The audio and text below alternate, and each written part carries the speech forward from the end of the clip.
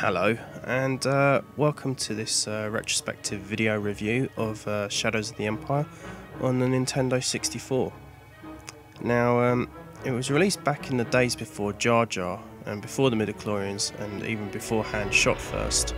So the Shadows of the Empire game on the Nintendo 64 represented an exciting time for Star Wars fans. With the special editions just around the corner and the announcement that George Lucas was intending to film the prequels, it was actually quite an exciting time. Little did we know then what we know now, but anyway, on with the game.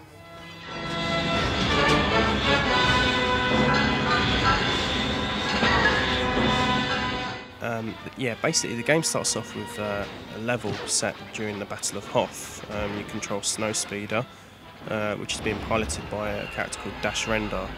You basically control him throughout the game, and after the whole Hoth sequence, the game pretty much tells the story between the events of The Empire Strikes Back and Return of the Jedi.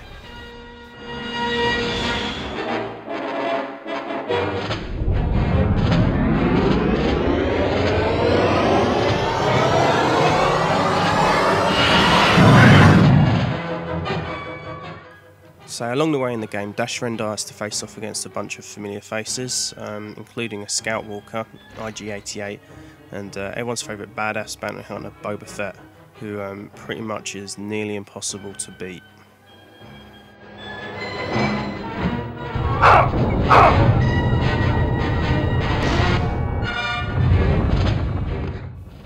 Looking back, the game hasn't dated too well. The graphics are a bit foggy, and the controls are clunky as the various plot holes in the prequel trilogy. The fact that the Nintendo 64 only had one analog stick didn't really do the game any favours either. It's really noticeable during the third-person shooter segments of the game, because basically the camera will decide to put itself in the most difficult angle possible, and it gets really annoying.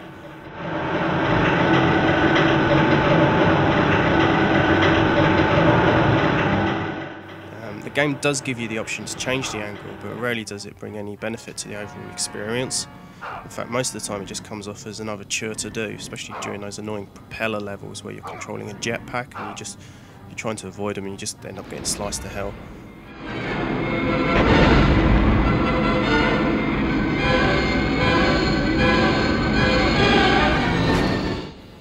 I have to admit, I'm a big fan of the Star Wars series.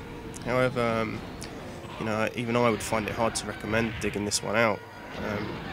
Having said that, if LucasArts were to announce a HD makeover of Shadows of the Empire, I'd definitely lap it up. As you know, there's the potential for a great game here. I know it sounds contradicting, but I kind of think the game was they're probably getting ahead of themselves with what they could achieve back then.